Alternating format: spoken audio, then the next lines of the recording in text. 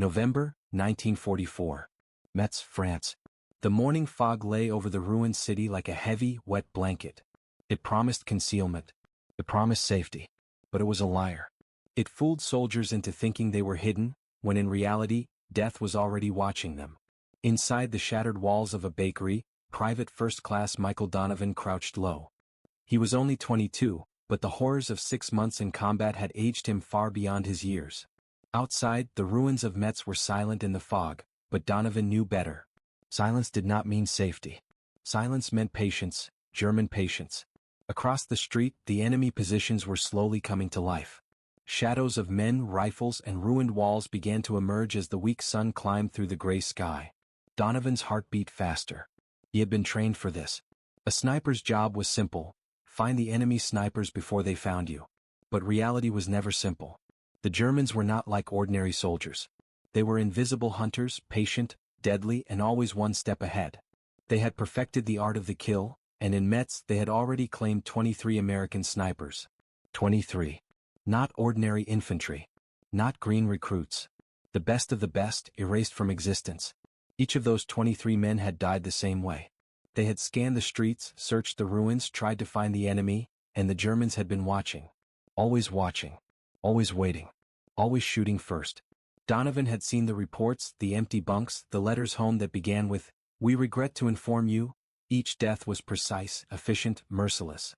Donovan's stomach twisted as he remembered the stories of his fallen comrades.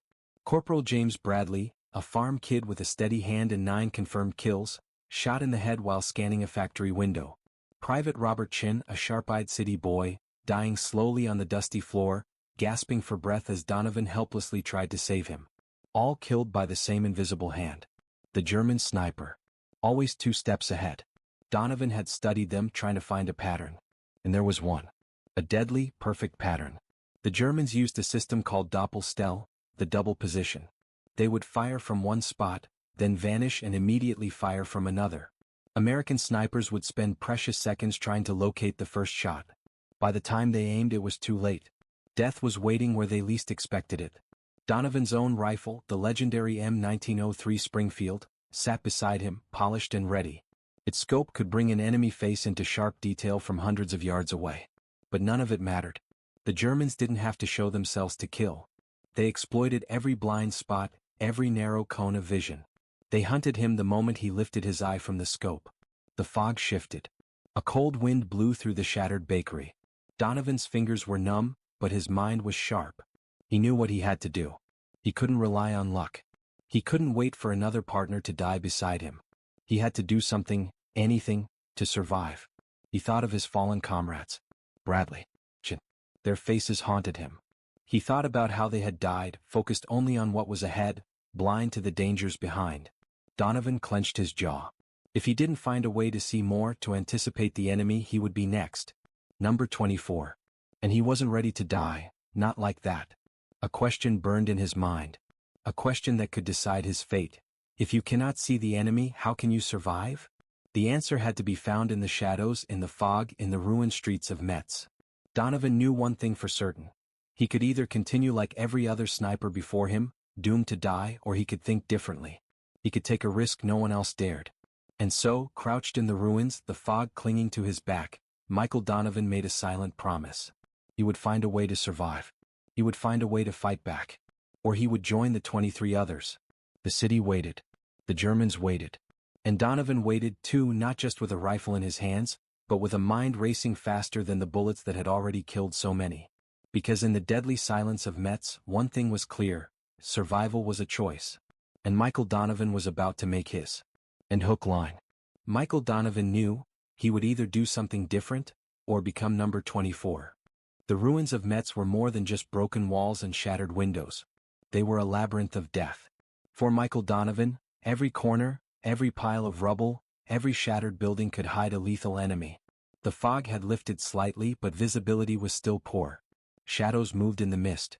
Sounds carried strangely. The city itself seemed alive and hostile. Donovan knew the Germans weren't ordinary soldiers. They were hunters, patient and invisible. They didn't attack blindly. They calculated every shot. They used the Doppelstelle method, the deadly double position. One sniper fired from position A. The Americans would instinctively scan, trying to locate the shot. By the time they aimed, the German sniper had already moved to position B. And from there the kill was inevitable. He remembered Bradley. A clean shot to the head. No warning, no chance to react. Chin slowly suffocating on the floor, eyes wide in terror. Donovan's stomach tightened as he pictured their last moments. The Germans had been watching. They had calculated every angle, anticipated every move. And now it was Donovan's turn. He was alone. No partner. No backup. Just him, his rifle, and the invisible hunters surrounding him. Every step he took in the rubble was cautious. His eyes scanned, but he knew it wasn't enough. The narrow field of his scope could only see what lay directly in front of him. Everything to the side? Blind. Everything behind? Blind. That was how the Germans had killed his friends. They exploited the human limitation, the tunnel vision that came with using a sniper scope. Donovan crouched in what remained of a bakery, the cold seeping into his bones. Across the street, the German positions began to materialize as the fog shifted. He could see vague shapes moving through the ruins, checking windows, scanning rooftops, adjusting rifles. Every movement was deliberate. Every shadow could hide death. He whispered to himself, barely audible, "If I can't see them, they'll see me. I need to change that. I have to see more than they expect."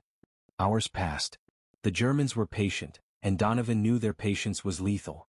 Every time he moved his scope, scanning for threats, he imagined the fatal moment he couldn't see. Every corner could be position B, waiting to fire the shot that would make him another number on the casualty list. His mind raced through the rules of engagement, the sniper manuals, the training he had learned at Fort Benning. But all the rules in the world couldn't save him from this. This was different. This was war, but war had become a puzzle, and the Germans had all the pieces. Donovan's attention snapped as he noticed a shadow shifting in a window across the street. It was faint, almost indistinguishable from the rubble. His scope brought the figure into focus. A German sniper, perfectly still. Donovan's pulse raced. He raised his rifle, preparing to fire, but a flicker in the corner of his eye made him freeze. Movement behind him. His heart jumped. That was it, the hidden danger. He realized immediately that this was the exact moment Bradley and Chen had never survived. The sniper behind him was positioned perfectly to exploit the blind spots of the scope. The same trap. The same deadly pattern. Donovan knew he had only a few seconds to act, or die. He lowered his rifle slightly, thinking furiously. There has to be a way to survive this. There has to be a way to see everything. The cold, ruined city around him seemed to close in. Every brick, every shadow, every shard of glass could hide a rifle barrel. He thought about the lives lost. Bradley. Chen. 23 others. Their deaths burned in his mind like a warning. "I won't be next," he promised silently. He moved carefully, adjusting his position within the bakery, testing angles, searching for any advantage. Every sound, footsteps, the shifting of debris, the faint metallic click of a rifle, set him on edge. He was not just watching. He was anticipating. Every move he made could be observed, every breath could betray him. And then an idea struck. A simple, desperate, impossible idea. What if he could see the flanks? What if he could watch the area behind him while still aiming forward? It sounded insane. Against every rule. Against every manual. But Donovan knew one thing. Rules didn't save lives here. Only innovation could. Only thinking differently could break the Germans' perfect system. His hands shook as he examined his kit. Among the items he spotted a standard-issue metal mirror, small and scratched, abandoned in his shaving kit. It was nothing remarkable. But to Donovan it was everything. Could he use it to see the unseen? Could a small reflection change the deadly balance of Metz? The idea was risky. Unauthorized. Potentially punishable by court-martial. But death was riskier. He had no choice. The mirror could give him what the scope could not. Vision behind, to the side, a chance to survive where others had not. Donovan stayed in the bakery all morning, studying, thinking, imagining. The Germans were still out there, invisible, patient, hunting. And he was alone, a single man against a force that had already killed 23 of the best snipers in the division. The question remained, could one man, a mirror, and his wits really defeat an invisible hunter? The answer, Donovan knew, would come with the next shot fired.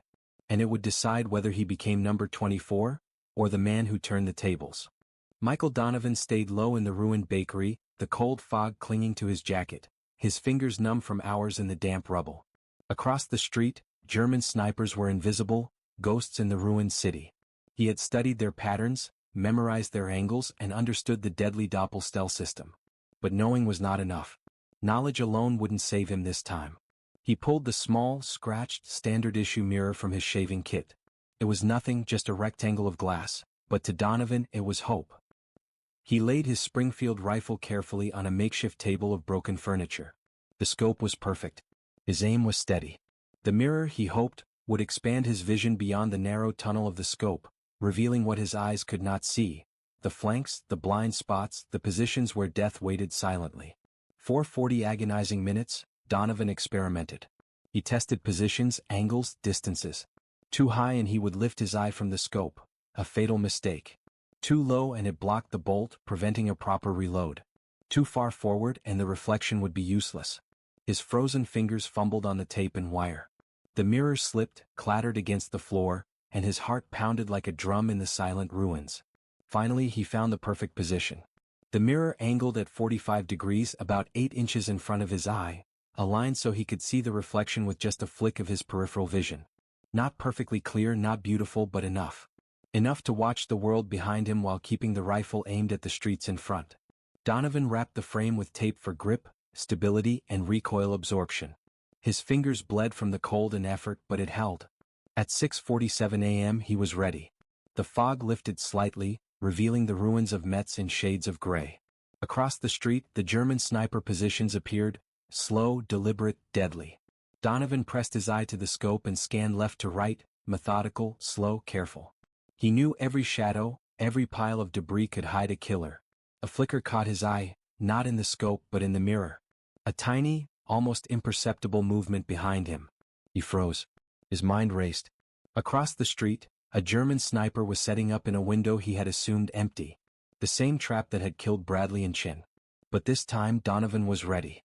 The mirror revealed the danger before the bullet could fly. "Martinez," Donovan whispered to his young partner crouched nearby. "German sniper. 3rd floor left window. He's aiming at us." Martinez, just 19, barely 3 weeks as a sniper, didn't hesitate. His M1 Garand rose smoothly, aimed and fired. Donovan squeezed the trigger on his Springfield simultaneously. 2 shots, 2 kills, both Germans falling unseen until that very moment. 5 seconds had changed everything. The fog seemed to part, revealing the battlefield in horrifying clarity.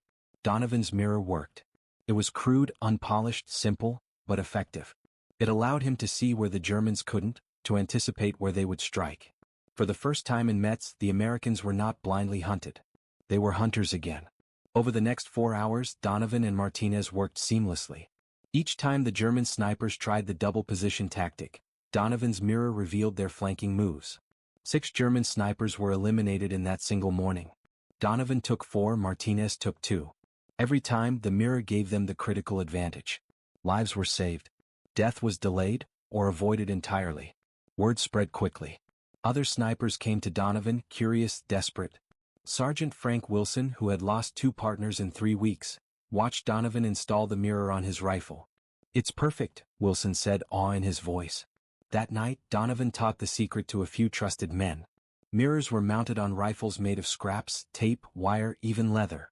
The method varied, but the principle was the same: watch the unseen, survive the invisible threat. By the next morning, every sniper in the battalion wanted a mirror.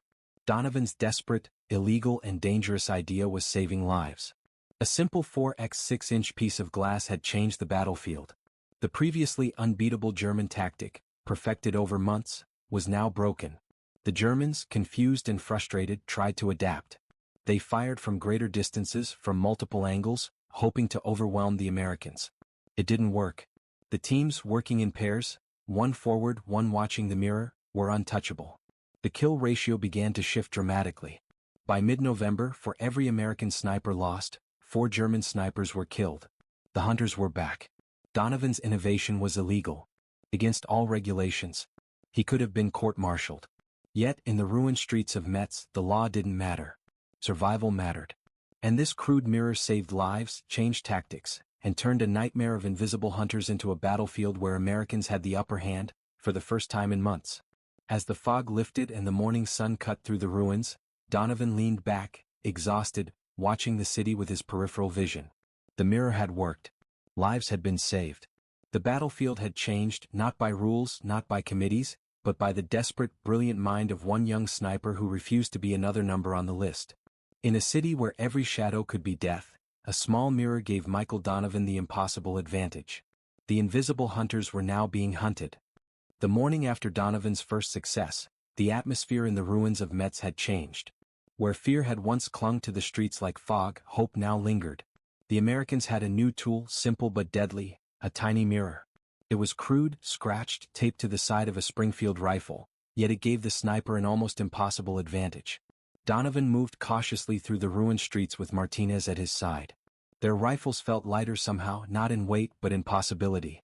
The Germans no longer held the unseen advantage. Now it was a game of wits. Each step Donovan took, each glance through his scope and flick to the mirror, reminded him how fragile life was, and how quickly the tables could turn. Word spread fast. The first to notice was Sergeant Frank Wilson, 28, a hunter from Montana, who had already lost 2 partners to German flanking fire. He watched Donovan carefully mount the mirror, adjusting angles, testing reflections, and finally locking it in place with tape. "It works," Donovan said simply. "It shows what you can't see. It's crude but it works." Wilson was skeptical at first. Rules were rules. Modifying a precision sniper rifle without approval was unheard of, and illegal. But desperation had a way of bending rules. Wilson took Donovan's advice, mounted a mirror on his rifle that very night, and tested it in a ruined building near the cathedral. By morning he had 2 kills, and he hadn't even fired at the expected target. The mirror revealed a flanking sniper hiding in rubble behind a collapsed wall. For the first time, Wilson survived a sector that had previously claimed 2 men. Other snipers noticed. Curiosity turned to action. Men began scavenging for mirrors, scraps of glass, broken frames, pieces of chrome. Some made crude tape mounts, others used wire or leather straps. Donovan showed them the angles, the placement, the subtle adjustments needed to see the flanks without losing the forward line of sight. The technique was simple but deadly. By November 8th, 9 rifles in the battalion had mirrors mounted. Donovan and Martinez worked like instructors in a secret school, teaching trusted snipers how to survive the invisible threat. Each time a German sniper attempted the double position tactic, the mirror revealed their flanking moves before they could fire. Death, which had been invisible for months, was now visible. The kill ratio began to change. Where American snipers had once lost 2 men for every German killed, the numbers began to favor them. By mid-November, for every American lost, 4 Germans fell. The nightmare of Metz, German snipers patiently hunting, waiting for perfect moments, was over. The hunters were now being hunted. Donovan knew the importance of secrecy. If the idea spread too widely too quickly, it could attract attention from the higher command. He risked punishment, maybe court-martial, but the alternative, inaction, was worse. Lives were at stake. Every sniper trained in the mirror technique was a life saved, a friend spared from the invisible bullet. Each day, more snipers joined the silent revolution. Some used broken mirrors from kitchens, others polished belt buckles or scraps from destroyed vehicles. It didn't matter how crude the device was. What mattered was the principle: see the unseen, observe the flanks, anticipate the enemy. Donovan's innovation had become the lifeline of the battalion. By November 12th, every sniper in the platoon had some form of mirror mounted. The Germans' tactics, once unbeatable, were now useless. They tried moving further back, increasing distance, using multiple snipers at once. It didn't matter. The mirrors showed movement regardless of distance, angle, or position. Coordination between pairs, one forward, one watching the mirror, made the teams almost invincible. Reports filtered back to higher command. American snipers were surviving in sectors where death had been certain. Kill counts were rising. Donovan's mirror trick had not only saved lives but changed the course of sniper engagements in Metz. Yet, as always, official reports failed to mention him. Bureaucracy ignored the small, desperate innovation made by a single young man in the dark. For Donovan, the reward wasn't recognition, it was survival. Every life saved, every German sniper eliminated before he could fire a second shot, reminded him why he had risked it all. He had turned desperation into advantage, fear into strategy, and in doing so, he had changed the battlefield of Metz forever. A tiny mirror, taped to the side of a rifle, had turned a city of death into a place where the hunters were now hunted. And Michael Donovan was the quiet mastermind behind it all. By mid-November 1944, the battlefield of Metz had changed. Where death had once been invisible, now the Americans had the edge. Donovan's mirror innovation had spread through the sniper platoon, giving each pair the ability to watch the unseen, anticipate flanking shots, and survive the deadly Doppelstell tactic. German snipers, once untouchable, were now vulnerable. But the Germans were not meant to surrender easily. They adapted quickly. Reports filtered back to German command. American snipers were surviving previously lethal positions. Kill ratios were shifting. The invisible hunters were now being hunted. Fury and frustration spread among the German marksmen. They studied their losses, analyzed patterns, and planned their counterattack. On November 15, Donovan and Martinez moved into a sector near the destroyed cathedral. The morning fog was light, the streets littered with rubble and shattered stone. Across the street, German snipers had adjusted. They fired from multiple angles simultaneously, trying to overwhelm the American teams. They increased distances, coordinated shots, and attempted feints to trick the mirror-equipped snipers. Donovan crouched low in the ruins, glancing between his scope and the mirror taped to the side. Every movement was deliberate.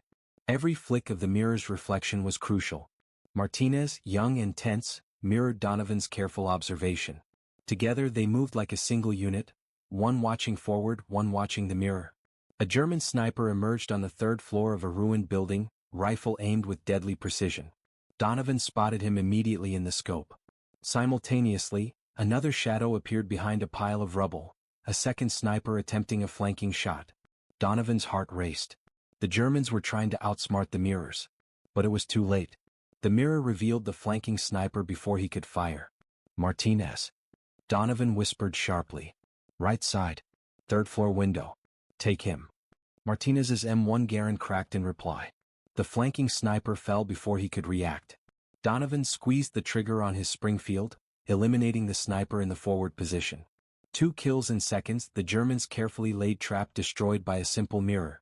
For the rest of the morning, the Germans tried everything. Alternating positions, rapid movements, even using decoys to distract the Americans. Each attempt failed. Donovan and Martinez adapted quickly, using the mirror to anticipate the enemy's strategies. Each new tactic was met with precision fire. The battalion's kill count rose, the Germans' frustration grew. By afternoon, word had spread across the German lines. Something had changed. The American snipers were no longer predictable. Their tactics had evolved. The mirror trick, simple and crude, had made them almost untouchable. Fear began to creep into the minds of the German marksmen, the very fear they had once instilled in American snipers. Donovan's secret was simple but deadly: observation, anticipation, and teamwork. The mirror allowed one sniper to watch the unseen, to predict danger before it arrived. The Germans' perfect system, the double position tactic, was useless against a sniper who could see what was invisible. For the first time, the Americans controlled the battlefield of Metz. By November 20th, the platoon's survival rate had dramatically improved. No longer did pairs of snipers vanish in seconds. Each team moved with confidence, eyes scanning, mirrors reflecting, rifles ready. Donovan's simple innovation had shifted the balance of power in the ruined city. Even as the Germans tried to fight back, Donovan knew that true innovation could not be undone by mere adaptation. They could fire from new positions, increase the distance, or coordinate multiple snipers. But the principle remained the same: watch what the enemy cannot see, anticipate their moves, survive the unseen threat. And so far it worked flawlessly. The fog of Metz, once a liar promising safety but delivering death, now seemed different. The streets still held danger, but the Americans were no longer helpless. They had the advantage. A simple mirror, a few scraps of tape, and the courage to think differently had changed the course of sniper warfare in that city. The Germans tried everything. Every tactic, every trick. But Donovan's mirror had turned the tables. The hunters were now the hunted, and Metz would never be the same. By late November 1944, Donovan's mirror innovation had transformed the sniper platoon. What had begun as a desperate, unauthorized experiment in a ruined bakery had grown into a secret weapon, saving lives and rewriting the rules of combat in Metz. Word reached the battalion commander, Captain Robert Hayes. Hayes, a man who lived by the book, had initially worried about unauthorized modifications to precision equipment. Yet now, confronted with results, survival rates, kill ratios, and battlefield reports, he had no choice but to acknowledge Donovan's brilliance. The mirrors worked. They saved lives. They gave American snipers a tactical advantage so overwhelming that ignoring it was no longer an option. Hayes visited Donovan personally, climbing the stairs of a bombed-out church tower. His eyes scanned the crude mirror taped to the Springfield, then shifted to Donovan. Silence filled the room. Donovan held his breath. He had expected punishment, a court-martial, perhaps reassignment. Instead, Hayes' expression changed from skepticism to understanding. "How many rifles have this modification?" Hayes asked quietly. "9, sir." "Including mine," Donovan replied. Hayes nodded slowly as if weighing the weight of battlefield necessity against the rules. "By tomorrow morning," he said, "I want every sniper rifle in this battalion fitted with one." "That's an order. Focus on keeping my men alive. I'll handle the paperwork." Donovan could hardly believe it. What had started as a desperate act to survive had become official battalion policy, though unofficially in many ways since higher command had yet to notice. But for the men on the ground it meant lives saved. Partners who once would have died in seconds could now survive. The balance of power in Metz had shifted decisively. That night, Donovan and Martinez worked tirelessly, teaching Sergeant Wilson and other snipers the correct way to mount mirrors. They experimented with angles, positioning, tape methods, and even alternative materials. Some mirrors were small, some slightly larger. Some used electrical tape, others leather straps or wire. The principle was simple: give the sniper 360-degree awareness without compromising forward aim. The next morning, every sniper in the battalion carried a mirror. The Germans tried to adapt, moving further back or coordinating multiple flanking shots. It didn't matter. The mirrors revealed the enemy before they could act. For the first time, American snipers were not just surviving, they were dominant. Reports began to trickle to higher headquarters. Inspectors and ballistics experts visited Metz, measuring field of view improvements and evaluating tactical advantages. By early December, the mirror modification had earned formal recognition from the Army. Though the paperwork credited field evaluation teams and avoided individual names, Donovan's innovation was now considered a significant enhancement to sniper doctrine. For Donovan, recognition was secondary. He cared only that his friends survived, that the men in his battalion could walk away from Metz alive. Every kill prevented, every life spared was validation. Bradley, Chin, and the 23 others he could not save had inspired this innovation. Now dozens more would live. By the end of 1944, the platoon's kill ratios were staggering. Where once 2 Americans were lost for every German killed, now 4 Germans fell for every American casualty. The hunters had become the hunted, the previously invisible enemy now painfully exposed. Even as formal evaluations took place, Donovan remained quietly in the shadows. He never sought recognition. For him, the battlefield had taught a simple truth: innovation, courage, and desperation often mattered more than medals or paperwork. A simple, scratched mirror, a tiny piece of glass taped to a rifle, had saved dozens of lives, changed tactics, and rewritten the rules of sniper warfare. In a war of shadows and death, a small mirror had turned desperation into dominance. Donovan's secret was now doctrine, and Metz would never forget the innovation that made invisible hunters visible. The war in Europe ended on May 8, 1945. For Michael Donovan it was a quiet relief. He had survived 11 months of brutal combat, seen friends die, and fought a battle not only against the enemy but against the invisible threat that had haunted Metz. 47 confirmed kills. Countless lives saved by a small, scratched mirror taped to his Springfield rifle. Yet, for Donovan, the recognition never mattered. After the war, Donovan returned to Pennsylvania. He married in 1947, had 3 children, and lived quietly, working in a factory, the same work he had done before the war. He rarely spoke of his experiences, and when asked about the mirror or the innovation that had saved dozens of lives, he would only smile faintly and say, "I was a sniper, that's all." Martinez went back to Texas and became a police officer. Wilson returned to Montana and worked as a hunting guide. All of them carried with them the memory of the mirrors that had turned despair into survival. Each mirror told a story of innovation born in desperation, of courage under impossible odds, and of lives spared in the ruins of a city that had seen too much death. Official records, as always, overlooked Donovan's contribution. Army evaluators credited field innovation teams, or procedural improvements, but no one mentioned the young private who had risked court-martial to save his friends. Bureaucracy, time, and history often forget the individual acts that change the course of events. Yet, Donovan's legacy lived on, not in medals or documents, but in the lives of those who survived because of his quick thinking, his courage, and his refusal to accept death as inevitable. Each soldier who walked away from Metz carried a piece of that legacy. Every mirror mounted on a rifle, every flanking shot anticipated, Every life saved was Donovan's silent victory. In 1987, decades later, a military historian researching sniper innovations uncovered references to the mirrors used in METs. Logs mentioned improvised mirrors, and after months of investigation, the historian tracked down surviving members of Donovan's unit. Martinez spoke candidly of Bradley and Chen's deaths, of Donovan's midnight experiment, and of how a simple piece of glass had changed everything.